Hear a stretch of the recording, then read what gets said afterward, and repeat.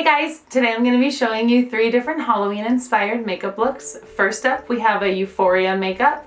Secondly, we are going to be doing an out of this world space girl. And lastly, we have a comic book pop art inspired makeup. I'll be using Truly's products for my skin and hair prep throughout all of these different applications, and I hope you enjoy. Let's get started. The skin prep I'm doing is the same skin prep I did for all of my looks, so I'm just going to show it here once. But I'm first going in with the Purple Rain serum, and then I'm locking everything in with the Cream Skin Moisturizer. So the first look I'm starting with here is our Euphoria look.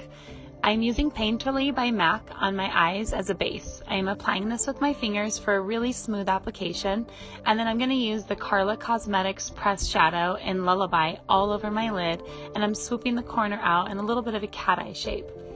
I'm also bringing the shadow under my eye into the lash line. For this look, you can use whatever shadow color scheme you want, but the fastest way to make this look extra awesome and extreme is to use a super pigmented metallic shadow like this one. After this is all over the lid, I'm lining in my waterline with a black pencil liner. Next, I'm dipping into a taupe shade to help blend out my metallic in my crease and just create a smoother transition between the two. I'm gonna run my finger up the back of it, and then I'm just gonna do that. This technique for mascara works so great when you want kind of a messy, piecey look for your lashes. I'm using a pigment from Carla Cosmetics called Bubble Bath in my inner corner, brow bone, and the bridge of my nose, Cupid's bow, and cheekbones. Just kind of think all your high points. This shadow is super glowy and has a really cool highlight effect.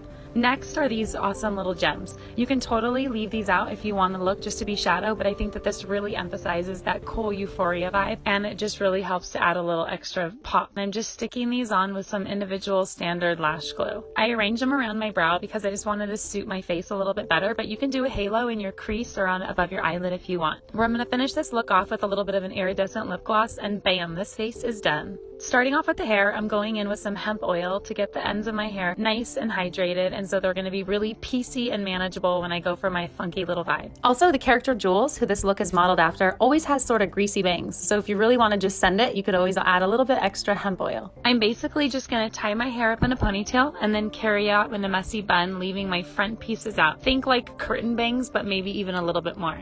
So I just put my hair up, spray painted these fringe pieces black, added a little bit of hemp oil, and now I'm going to finish the entire look off with some rose water spray.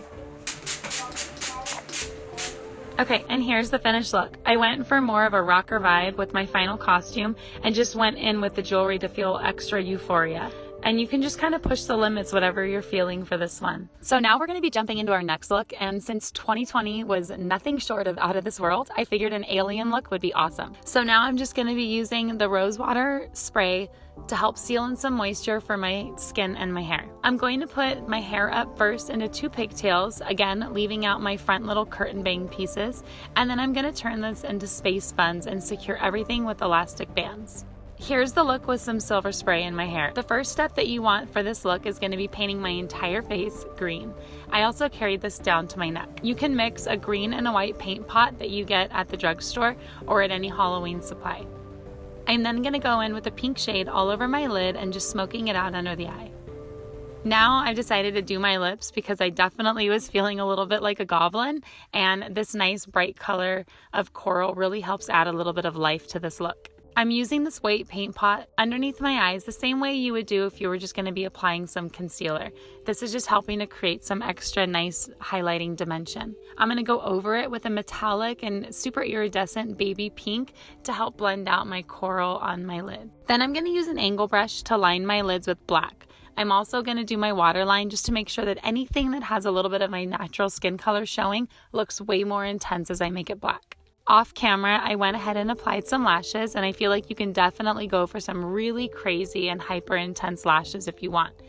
I'm applying more of that metallic baby pink into the inner corners of my eye and my brow bone. I'm using large silver stars to create some bigger impact, cool little funky vibe here, but if you don't have those, you can definitely just do anything on your own with smaller size stars, or you can do your own with a black paint. So here's my finished look. I'm really happy with how this came out, and to be honest, I'm pretty surprised how alright I look with green skin.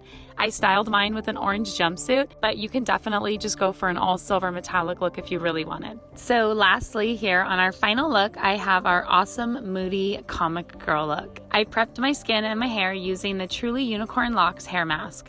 It was definitely needed after being spray painted twice already now. I'm going to spray my hair first with color to help minimize the potential of spraying my finished look with red spray. Step 1, I'm going in with my MAC acrylic paint under my eye to help the eyes look a little bit bigger. Lining underneath them with a black liner is just kind of the same way that you would do if you're ever doing like a doll makeup look. It's really going to emphasize the eyes. Then I'm going to add some little lines at the outer corners to kind of like emulate some false lashes. I'm using a white pencil in my waterline just to help keep everything nice and fresh and bright right there under the eye. I'm going to cover the whole lid in a light color transition shade from your lash line all the way up for your base. Then just line your upper lash line with a thin line and bring the ends out to a slight little cat eye. Now I'm going to darken the crease with a plummy shade. Now we're really going to start to get that cartoony vibe. Taking a black gel liner and a paint pot and using an angle brush, we're going to accentuate the eyebrows and the lines between the brows. Of course, I don't have any wrinkles there because, Botox, but we can pretend. I'm going to create a little fake tear here using some white acrylic paint again as the base. I'm going to go over all of it with shades of blue shadow and do some color enhancing to really help that come alive. Then I'm going to outline it with a black liquid liner to give it that extra cartoony vibe. I popped on some fake eyelashes off camera. Boom! For lips, I did a hot purple fuchsia color, but you could do hot pink or red or whatever you really feel like would really help bring this to life. I started with a liner and filled in the rest with just a lipstick. And again, I'm lining over the edges with a little bit of black. You definitely want to keep the lips matte and don't use any gloss here. You're going to accentuate and pretend like there's gloss by adding some white highlights. Here I used my white acrylic paint again. Before I do the white dots, I'm outlining a few key areas on the face, the cheekbones, the jawline, and you can even do around your forehead and ear if you really wanted. Final step is going to be all white dots. You definitely want to do this with an acrylic paint or something that isn't going to smudge or move, because otherwise you are definitely going to regret your choices.